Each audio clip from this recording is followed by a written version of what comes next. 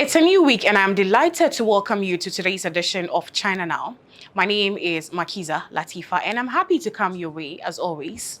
In this episode, China achieves a breakthrough in next generation battery technology, pushing electric vehicle range between 1,000 kilometers.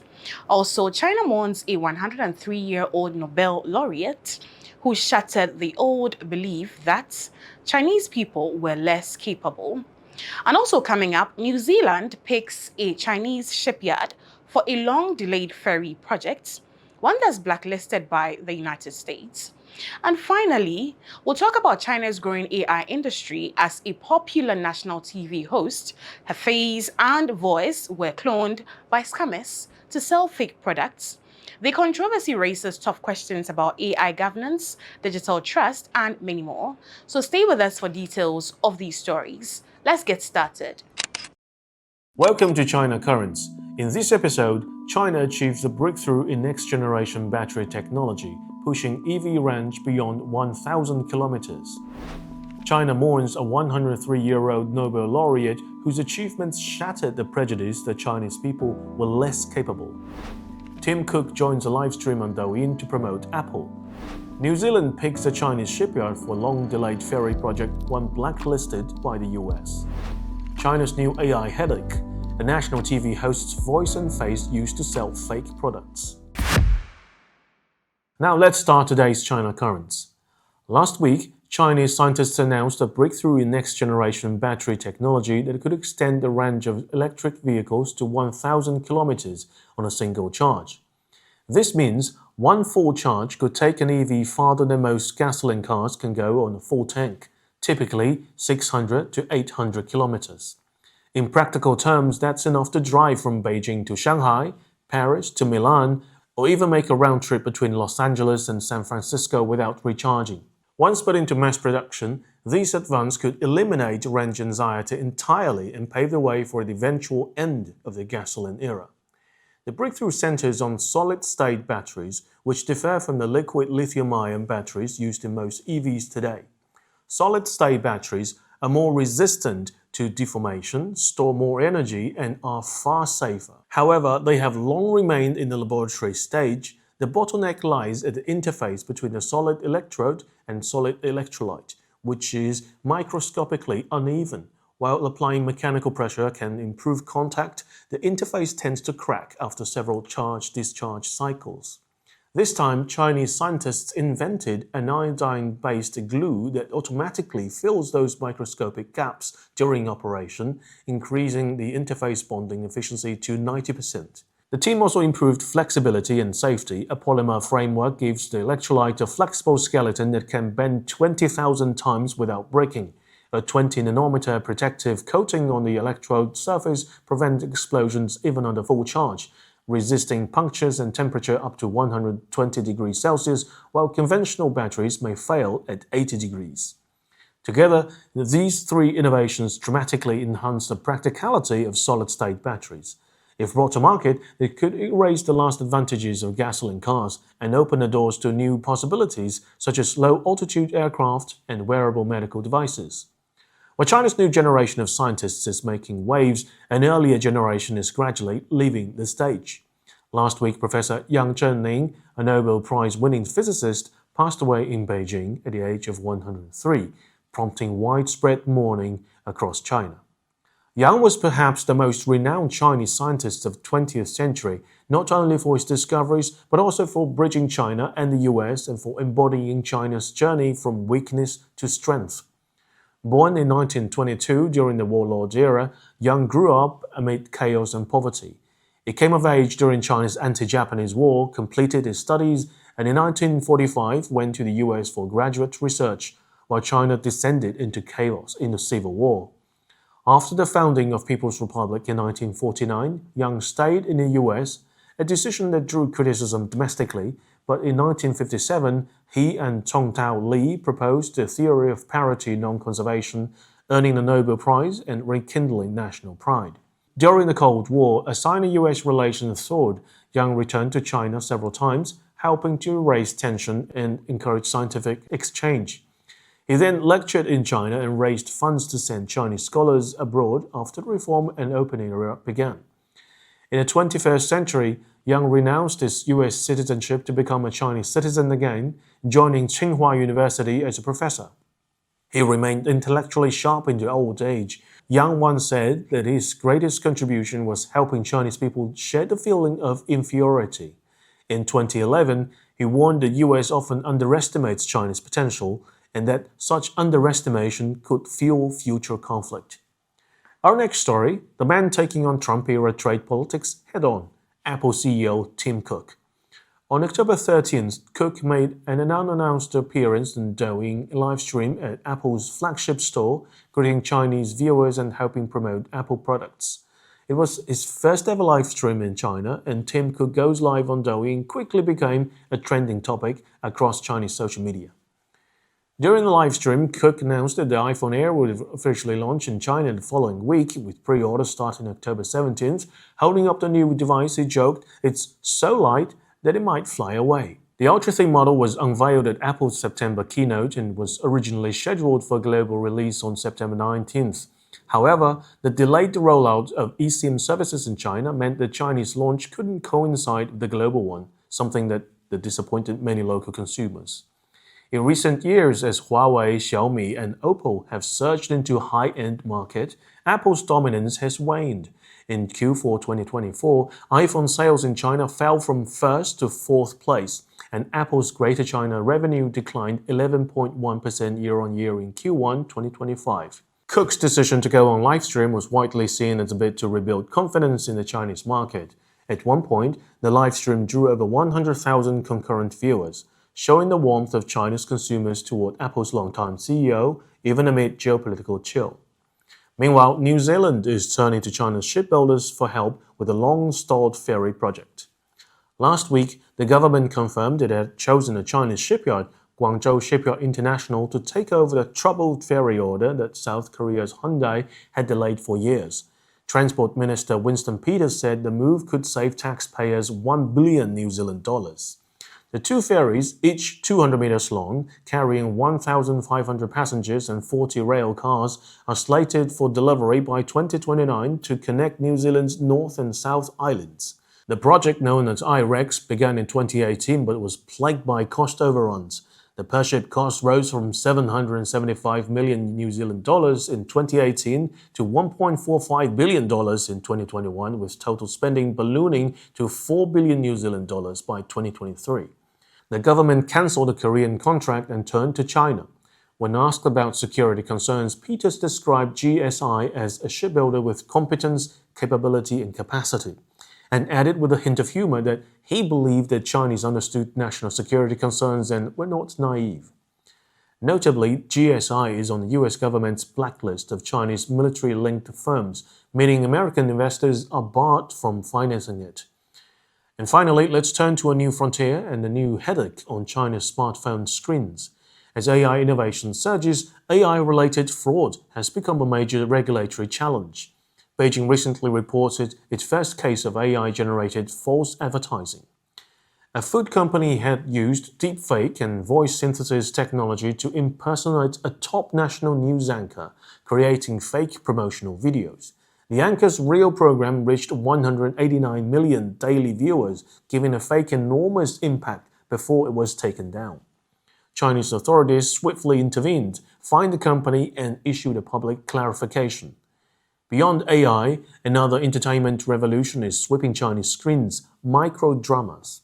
Last week, Hunan province opened China's first dedicated microdrama film base, with 14 productions starting on the opening day alone.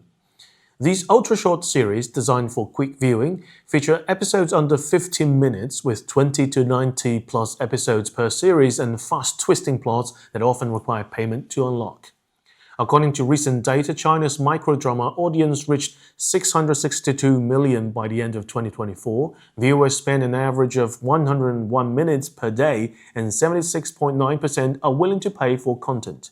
The total market value hit 50.4 billion Chinese yuan, surpassing the year's domestic box office total. The new base, humorously named Vertical Town, Shudian, stands in contrast to China's well-known Horizontal Town, Hengdian, a playful linguistic pair that mirrors the film industry's transformation from horizontal screens to vertical ones. And that's all for today. See you next time on China Currents. Next up is the Thinkers Forum, where we hear from scholars, thinkers, and intellectuals with transformative ideas to share. In this edition, we feature Shacky Timburwa, a Zimbabwean entrepreneur, speaker, and member of parliament for the Shagutu West constituency since 2024. He emphasizes the need for Africa to take full control of its own development, to own its means of production, and define its way of living. What he says is time to move beyond dependency on imports and instead produce, consume, and export what is truly African, showcasing the continent's strength and creativity to the world. So stay with us for details of this segment.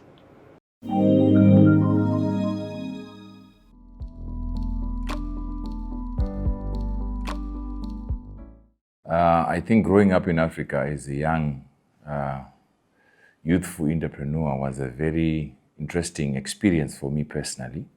And I think one of the biggest highlighters in my early life was finding myself also selected amongst the most young, successful entrepreneurs in Africa, and also managed to make it to Forbes 30 under 30 list.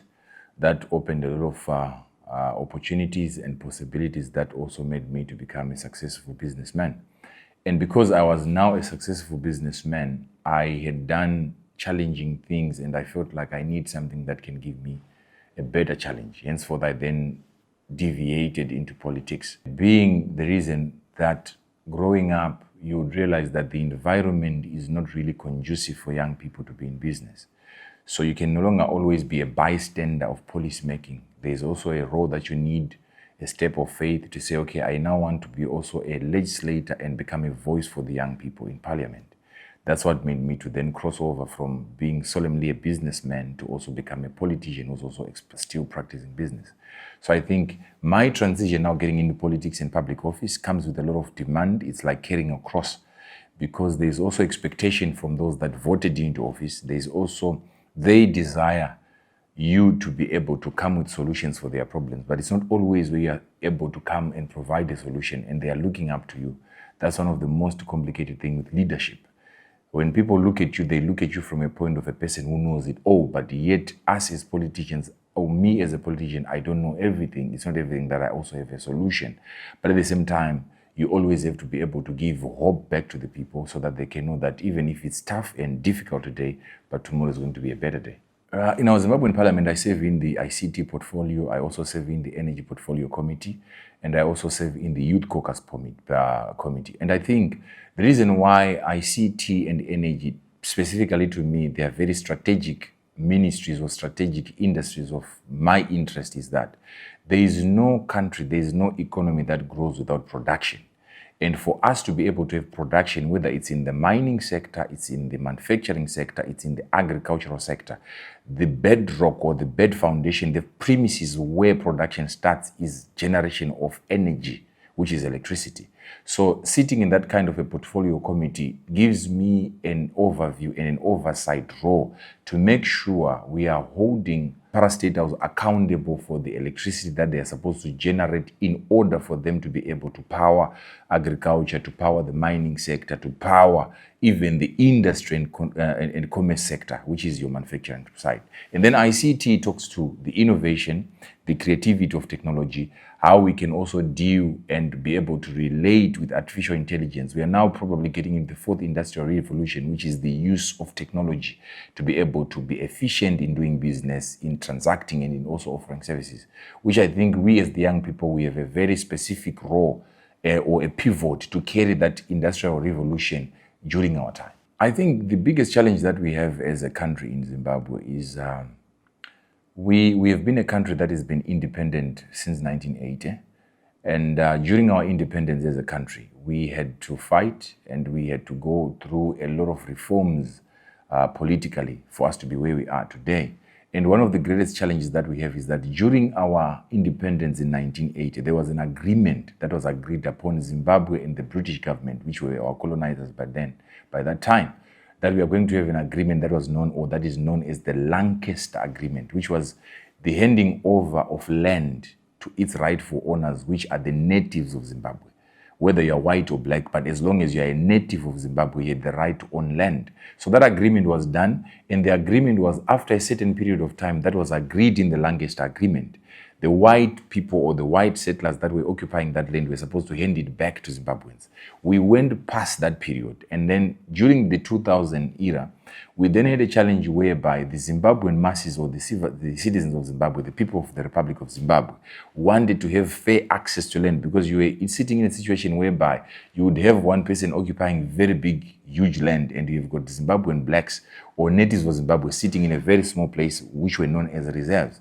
So the government then went in with a drive of what we call as land reform program, which was a land repatriation from those that were occupying the land.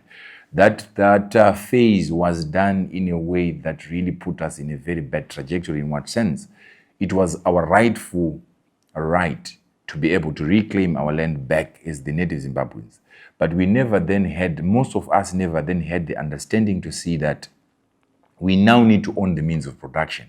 These were farms occupied by people who were producing for food security.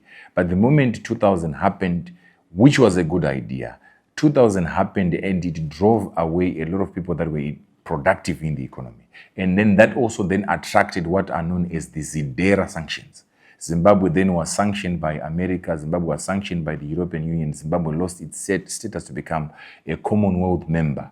And when that happened, as a country, as an economy, we lost access to more than 80 lines of credit, which means Zimbabwe no longer has any way of dealing or relating with other financial institutions that can provide money or equity that is required to develop an economy. That then made our economy to tank. But I'm very grateful because right now the current government, led by the President, His Excellency President Emmerson Dambudzo Mnangagwa, has been running with the mantra known as "we are open for business," which is attracting other players, external capital and external injection of capital into the market or into the Zimbabwean markets, which has seen Zimbabwe's GDP growing and also productivity growing, our mining sector growing, our agricultural sector growing, and our manufacturing industry also coming to opening up. And because of that policy, we are now seeing Zimbabwe as a whole being turned into becoming a construction zone or a construction site. We have so many projects that are happening in the country. We have got our new airport. Our RG airport was expanded. It now has the capacity of handling about more than 6 million guests per annum, which was before it was 2 million. Now we are handling about more than 6 million visitors. You have got the Wange 7 and 8, which are power generating stations. We used to have Wange 1, 2, 3, 4, 5, 6. And with the help of China, we were able to build 7 and 8, which are generating stations. And we also were able to renovate our Kariba 300 megawatts station. So I think those are trajectories, and the road network in the country, there's a lot of infrastructure development towards that regard. We also talk about the construction of dams, which are very critical to the Zimbabwean population, because Zimbabwe, naturally, we are a mining town, we are a mining country, and we are also an agricultural country, basically. So if we don't have irrigation scheme, if we don't have water harvesting bodies, then that will affect our food production. I would say Zimbabwe's independence is marred with a lot of highlighter moments, or I would say interesting moments in our history, starting from the 1950s, even going back before we get to 1903 or 1901. Our independence is a tapestry of experiences and tapestry of help that we have received from different civilizations and also different countries that supported us until we get to the point whereby we say Zimbabwe is now politically independent. And one of the biggest highlighters that I can talk about is we had a very powerful leader in the form of our late former President Robert Mugabe. He was a very intellectual leader who was also a Pan-African founding father of the African Pan-Africanism. In the leagues of Kwame Nkrumah, you talk about Julius Mwalimu Nyerere, you talk about Fidel Castro, you talk about Che Guevara, you talk about Thomas Sankara, Patrice Lumumba, you also talk about Gaddafi of Libya. These were the people that were there to make sure Africans are not marginalized. And we also happen to have a man of that stature amongst the league of the bigs like Nelson Mandela, who were arrested for the sake of emancipation. They were persecuted, they were incarcerated for the sake of emancipation of Africa. So we had that man as a leader. He really championed the cause of education in our country. Henceforth, you see every Zimbabwean you meet anyway. Rarely do you meet a Zimbabwean who's not fluent in speaking English. We are a very fluent speaking English simply because he was a man who was principled and he valued education for both female and male students. And it was him again. So him being a vocal leader, he would speak for the continent, not only for Zimbabwe. And that made Zimbabwe to become an outstanding country. If he goes to the United General Assembly, he will go there and address critical issues that most people were not comfortable to talk about. And that made Zimbabwe to have a lot of highlight and a lot of scrutiny from big economies. And I think that also then led to the issue of the sanctions that I was telling you, that in 2000, Zimbabwe then attracted sanctions because it was through his leadership and his government that he pushed to say, we agreed on the longest agreement. It's now high time that our land is handed back to us as natives of Zimbabwe.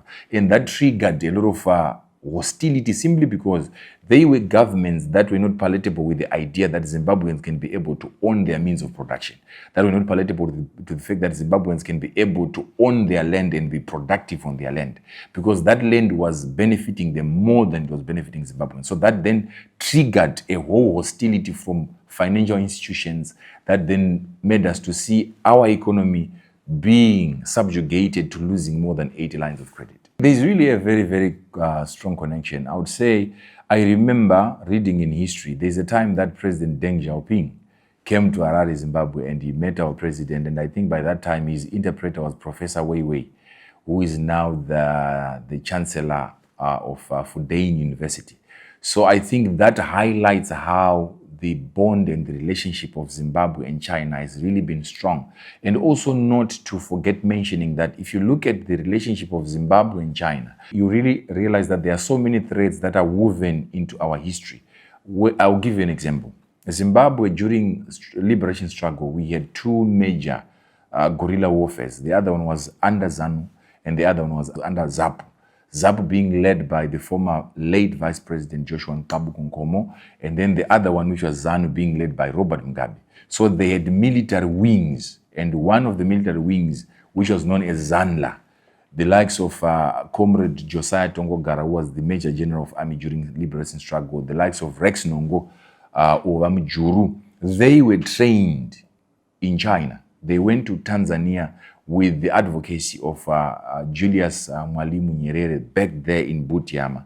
He made sure he championed for the Zimbabwean guerrilla warfare to be trained, and they were trained in China. And interestingly, our current president, His Excellency President Emerson Mnangagwa, was trained in China. During the 1950s, 1960s, 1970s, after his incarceration, he was then sent to Tanzania, and then from Tanzania, he was sent to Nanjing Military Academy, and that's where he trained. And interestingly, I think this year is one of the few African leaders who were invited to come and participate in the military parade that just finished a couple of weeks, I think 2 weeks ago, less than a week ago. So you can then tell the history that the man who's now sitting at the apex of the Zimbabwean government as the head of state or the first citizen was trained in China. He was given political ideology in China, and he himself confesses that he learned a lot from the Chinese government and from the Chinese people. So that shows you how our relationship as a country is deeply embedded in the Chinese culture. One of the bilateral agreements that was actually met during this last visit was the memorandum of understanding between our national railway Zimbabwe with the Chinese company to come and be able to help us refurbish our railway network in Zimbabwe, which shows you how much direct investment is coming from the Republic of China to the Zimbabwean population. I would say the relationship between China and the Global South, which represents us as Africa, is a multi-decade type of relationship. We talk about post-independence support. We also talk about past independence support, and we talk about post-COVID independence. We talk about past-COVID independence. I'll give an example of different countries. During post-independence, like I was telling you to say, we received, as the African continent, we received a lot of support from the Chinese government. And rarely do you know any country, there is actually no country in Africa that was ever colonized by China. China has never colonized any African country. And I'll give a very highlighting project that might not be known by the Chinese youth. During the 1960s, getting into 1970s, there was a program or a project that was initiated by the government of China under the leadership of Chairman Mao, which was a railway line project from Tanzania getting down to Zimbabwe or Zambia. Before independence, Rhodesia was made up of countries that we now know as Malawi, South Africa, Zimbabwe, and Zambia. South Africa and Salisbury, which is Harare today, our current Harare, was mainly the headquarters of the operations of the British government in conjunction with their foreign office back in London. So there was no access to the bigger part of Zimbabwe, Zambia, and Congo to the sea because the sea was controlled by the British, which is the British BSACP. So now there was need for the southern part of Africa to be able to get access of supplies, so for them to be able to retaliate against colonizers. And it was through Julius Mwalimu Nyerere that he negotiated with the Chinese government. When he negotiated with the Chinese government, he spoke to Chairman Mao to say we need support. And Chairman Mao sacrificed to say, because you are our brothers and our all-weather friends, we as the Chinese people and the Chinese Republic, we are going to support that. And they constructed a railway line from Tanzania coming down to Zambia, Zimbabwe. And during the process, they lost 70 Chinese citizens in the construction of that rail line.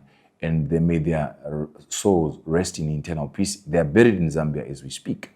But during that time, don't think China was where it is today.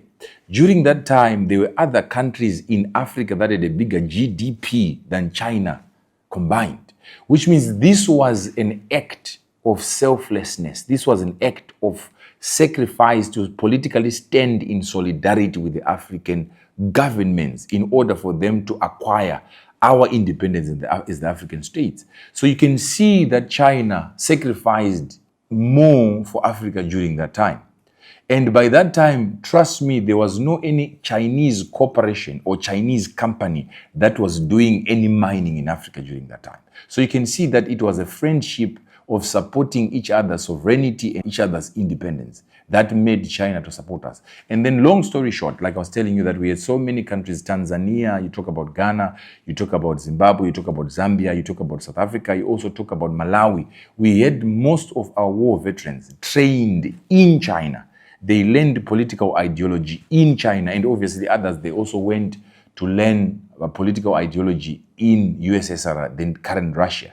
Like in Zimbabwe, we also had the ZIPRA forces going to be trained in USSR, which is now USSR and China, India and Brazil. They are now forming the BRICS, which we're not talking about. So these are people who have always been good weather friends to Africa as a whole.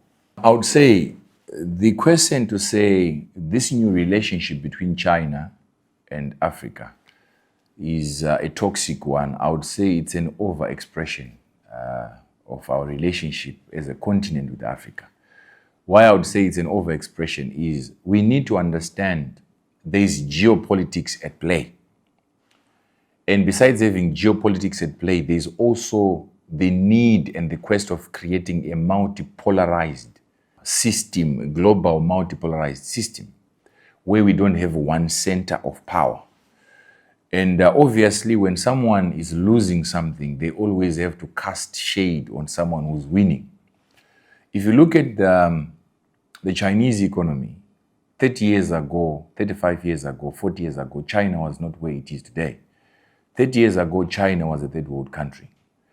And because of the Chinese geniusness as a people, you can now see that China is now dominating the global market. China is now the biggest production location that is producing everything for the entire world to consume. That is not something that is easily acceptable by other economies that China might be sitting in the league of competition with. And where I'm coming from a point of a person who's an African and who's staying in Africa and who's also participating in the African political body, what needs to be done, or what the actual reality is us as the people in the global south, we need to take lessons and learn from the Chinese development, how they've been able to engineer their economy to be where it is right now. We have the ubiquitous amount of resources, natural resources. You talk about uranium. you talk about lithium, you talk about gold, you talk about steel. We have all of that. But what is it that we are going to learn from the Chinese people, from our Chinese friends, from the African perspective? What is it that we are willing to learn? How does China produce more than it requires and be able to feed the entire world? You talk about technology, you talk about initiatives, you talk about vaccines. During the COVID time, it was China which was giving the whole world how the virus was mutating, and that helped in coming up with a cure and a vaccine for this calamity that it was facing, the entire global pandemic. So I wouldn't really say the relationship is pro-colonization of Africa, but I think us as African people, African governments and leaders, we should not be complacent. What we are supposed to learn from China is also how to come up with manufacturing plans like they have here in China. I had the privilege of visiting a couple of manufacturing sites. I'll mention one, Xiaomi, which they are into production of phones. They are producing electrical equipment. They are producing cars. If you go there, they have one of the most sophisticated car production automated factory. And in that factory, you ask yourself, in Africa, we also have the steel. We also have the rubber. We also have the expertise and engineers. So what we need is to have a friend like China, have governments in Africa or the African Union sign a memorandum of understanding with such kind of a cooperation that China has in its country. And then it has dotted plans of manufacturing in Africa to avoid a situation whereby resources are leaving the continent unprocessed. Because the moment we have resources leaving Africa unprocessed, then there's no value addition. Those are jobs that were supposed to be occupied by the African population of the youth. African youth population occupies more than 50 to 65% of the African population are young people. Those young people, they need jobs. So it is upon African governments to make sure resources are not just leaving Africa going everywhere without being processed and value added like we see in China. In China, they are exporting finished products and the world is ready to consume. I think Africans, we are very intelligent people. We know what is right for us and we know what is not right for us. It's high time we don't have other countries trying to prescribe what is right for Africa as if Africans don't know what is right for them. There is a reason why Africans are looking east. There's something that we as Africans feel is not being right somewhere. So I think that comes from a point of people who want to marginalize the people. We in the global south, we are not short of intelligence. We also have intelligence as Africans. Henceforth, our governments are finding it more comfortable to receive loans and grants from the Chinese government, whether it's from the Chinese bank, whether it's from the Chinese Afro-Exim Bank. What I think should be the critical question is us as Africans making sure those loans we are receiving and those grants we are receiving, they are used for the intended purpose. If it's a loan that was acquired to generate electricity, let that money be channeled towards that particular request that it was requested for. What we don't want is a situation whereby loans are granted to the African governments and then they are benefiting only a small elite because they are politically privileged. That's what we can talk about, not to talk about Africa. Because right now, I'll give you a very good example. In Zimbabwe, we're enjoying the benefit of the African grants or the Chinese grants to the Zimbabwean economy. We were suffering from electricity generation. We still have that problem, but I believe we are on the track to make sure we get rid of the energy shortages in Zimbabwe. That grant was able to help us as a country to build Hwange Power Station 7, Hwange Power Station 8, which is going to be helping in the generation of electricity. Once we have sufficient supply of electricity, that then has a direct impact and a ripple effect in a positive manner in our agricultural sector, in our mining sector, because you can't do mining depending on diesel engines. Running mining, a big-scale mining with diesel, it's unsustainable. You can't do irrigation of wheat in winter depending on just making sure we're waiting for the rains. If you're ever going to have food security, we need to have water harvesting bodies and we need to be able to irrigate our crops and our farms all year round. And once you don't have electricity, that link of production is lost. But once we have sufficient supply and sufficient generation of electricity and have a substantial generation electricity mix, then it means Zimbabwe is going to get back to its lost glory of being the food basket of Africa. So I would say, let every continent, allow us as Africans determine ourselves how we want to be treated. We are intelligent people. I'll give you an example of what's happening in Niger, in the Sahel region. You have got our brothers there, the likes of President Ibrahim Traore. They are refusing the French simply because they've been marginalized for a very long time. Niger is supplying 70% of the uranium that is being used by the French government to power France, not Africa. If you go to that country, that's one of the poorest countries that you can. Generations from that region, they are affected for ages. You know why? It's because these guys are mining uranium, not to benefit the nation of Niger, to benefit France. So Africans are coming to a point of saying, we need a partner who comes to help us develop ourselves and benefit our people and empower our young and our future generations, which is what Africans need. We are intelligent enough in Africa to know what is right for us. I think the only way to navigate this is to choose your people. What do I mean when I say choosing your people? When you're a leader or when you're a politician, you get into office because people have voted for you. They have entrusted you with their lives. And what our African people need, they need better healthcare systems. They need better access to food. They need food security. They need protection. And what we want is what works. President Deng Xiaoping once said a statement. He said, what we want is a cat that can kill a mice. Whether it's black or white, we don't care, as long as it kills a mice. What we want right now in Africa is what works for the African people without them being marginalized within the confines of our borders as Africa. I'll talk about different help that Africa has been receiving. There are those that come to Africa, help Africa not because they want to help Africa. They are helping Africa simply because they want to interfere with the African politics. They want to teach us what democracy is all about. Yet they don't understand our history. They don't understand how our African system works politically. They come and they try to dictate how we are supposed to conduct our elections as Africans. As if we are not intelligent enough to know how to conduct our elections in our own manner, in our own culture, that relates to the African history and that relates to the African rich history that we have been weaving over the past decades and centuries. And then you have got those that are coming to help Africa because they think we are a benevolence case. We are people who are just always to be handed over benevolence, which is not the case. We need to sit on the table as an equal partner, not as an underdog of the decision, which is what Africa has been subjugated to for many years.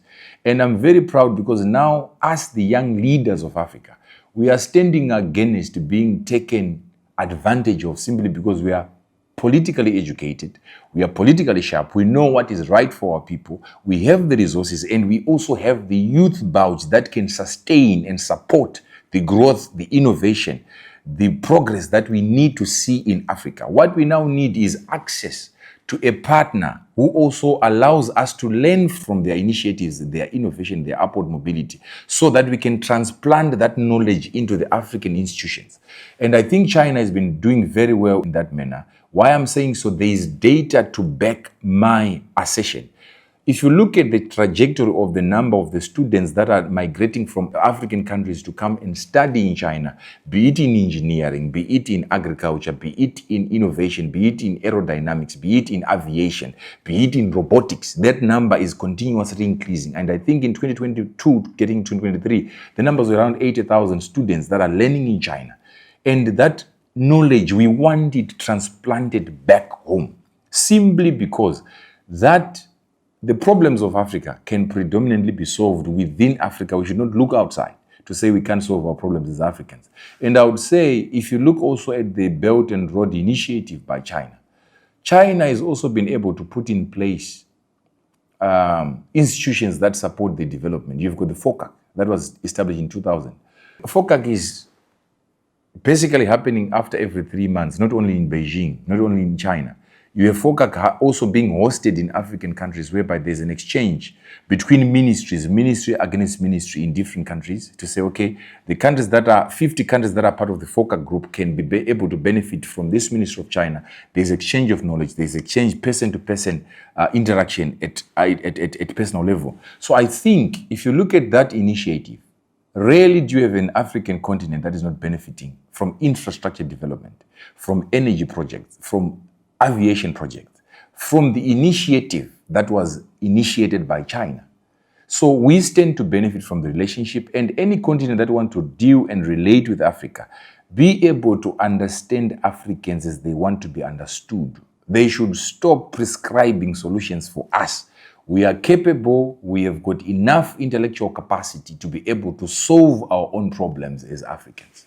Don't come to Africa, give us loans that will start fires in Africa. I've seen countries in Africa that have been given prescriptions by other banks that are borrowing and lending them money. And you see their youth population rebelling against the advice that has been given to their governments by those particular banks. We don't want that in Africa. We want solutions that work for Africans. And also, if you look at some of the grants, China is one of the countries that is also, during COVID, they say, let's scrape off some of the debt that was being owed to the African governments. But that shouldn't be a culture for us African governments, whereby we are always waiting to be given aid and we end up becoming dependent without developing our own capacity as a people. I think we are getting to a point whereby we now have this globalized village, whereby information is available on the internet. And anyone who's pro-progress and pro-upward mobility economically, that person would be studying different civilizations. I've done a lot of study of different places. I've done an extensive study of the nation of Israel. I've done an extensive study of the nation of America. I've done an extensive study of Britain. I've done an extensive study of the European entirely. But what fascinates me about the development of China is the period in which they were able to transform their story. The time they were able to transform from being a third world country to become a globally leading economic giant that now has extensive budget surplus from production, that they now find it capable to commit more than 3 trillion into the BRI initiative. That's fascinating to a young person like me. I would need to acquire lessons from such people. In Africa, we have a proverb that says, for you to be able to know how to walk a journey, you need to walk with a person who has walked the journey. There are countries, China is a country that has been able to evolve out of its own calamities and become an emerging global captain. What do I mean by that? There's a time when China had hostility from America, they had hostility even from USSR, and they were being attacked by Japan. But China was not able to look anywhere else but look inside of the Republican people of China. And they were able to excavate solutions and initiatives that made China to be where it is, longed for, to become a partner by so many civilizations. You see, I was looking at it last week. The Portuguese president was in China trying to lobby an agreement and memorandum of understanding with China. It's because the Chinese people, with their spirit, they've been able to join hands, join forces in solidarity, protect their civilization, protect their sovereignty. I think it also comes back, and it dates back to 2,000 years ago when the Chinese people built the Great Wall, which we talk about today. If you go there, if you have the privilege to go there, history tells us that wall was 40,000 kilometers long. Right now, they were able to preserve more than 20,000 kilometers of that wall. If you go to that place, you look at the geniusness, you look at the architecture, and to think that was designed to protect central China, you can tell that Chinese people have always been fascinated with protecting their civilization, protecting their geniusness, and also protecting their civilization. And I think as Africans, we also need now as the youth to carry the torch and build a wall that protects our unity as Africans. Also protect our sovereignty as Africans and join hands in geniusness and in creativity and also in innovation, so that we can be able to emancipate our continent economically. Africa was emancipated politically. We all have African nations with independence, but now we need to emancipate ourselves economically. Let's own our means of production as Africans. Let's own our means of production as Africans. And also let's have value addition happening within the borders of Africa. And I think we can learn from China. China is producing that which is consumed by the entire world. What also stops us as Africans, considering the good relationship that we share with China, to learn how to produce that which is consumed by the whole globe? We can't be made up of countries that are always consuming everything that everyone is producing, and we don't have anything that we are producing as Africans that is also consumed by the world. That makes us to be on the lowest point of the ladder of productivity in this world. I think, interestingly, I'll tell you a story. I remember I was telling you to say our president was trained here in China. Interestingly, our vice president, Comrade CDG Chiwenga, who's our current vice president, his wife, Mama Baloy, she's a lecturer of Mandarin, of Chinese. She used to teach at Zimbabwe University, and now she's teaching at HIT. That is to show you how we as a Zimbabwean people have desired to understand the evolution and the upward mobility of the Chinese people. Right now in Zimbabwe, Chinese or Mandarin is now one of the modules that you can study. At UZ, you have to choose one regional language, which is your Swahili, your Zulu, and you also have to choose one international language. There is German, there is Portuguese, there is also Chinese and Mandarin. So interestingly, imagine that our vice president's wife is a teacher of Mandarin. She's teaching Mandarin to students so that we can have an uptake in an understanding of how to communicate with our Chinese friends. And also, interestingly, in Zimbabwe, you now have lessons being given to the Chinese counterparts that are staying in Zimbabwe, and I know in many African countries, that are also putting an effort to try and understand how to speak local languages. In Zimbabwe, we actually have one Chinese guy who sings Shona music, and it's very exciting, very interesting to watch how our Chinese friends also are adapting. And it's not only China, we also have other civilizations that are also coming within Africa, also learning our language, which is something that I think it's a mutual benefit for both within our Chinese friends and also our local Zimbabweans. What I would say is, for the global south to be able to produce or to be able to be productive or to be able to be where we want to be, number one, we need to get rid of this idea that we have got a few elites that can privatize the gains of the African independence. African resources should be distributed equally in any country everywhere within Africa. There are so many African people that are suffering because of the governments that are leading them. This is something that we also have to learn from China. Chinese people put their people first. I've gone in village China, rural China, like places like Qinghai. You go and you see the infrastructure development happening there, the empowerment of the people. I remember going to this other place where we were seeing where the photovoltaic, the solar system was originally designed. And you see almost every household in that region is solar powered. And this is in the village. You see the road network, you see the railway network, you see the 5G connectivity in those regions. This is what we need to see in Africa. There shouldn't be any place in Africa that is left out of development. There shouldn't be any place in Africa that is left out in healthcare facility provision, because we have sufficient resources that if they are properly managed well by African governments, then definitely African people and African masses, they can enjoy liberty, they can enjoy prosperity, they can enjoy progress, they can enjoy growth in all spheres and aspects of life. And this is one thing that I long for as a young politician, and we are learning from our four founding fathers and our torchbearers, like in our country, our current president. They fought for this country. We have got the Kwame Nkrumahs, we have got the Julius Nyerere, you have got the Nelson Mandela. They fought, they've done their part to politically emancipate Africa. We now have the independence. Now it is time for the African youth to take charge and make sure we push the agenda of economically emancipating Africa. Let's own our means of production. Let's own our means of living in Africa.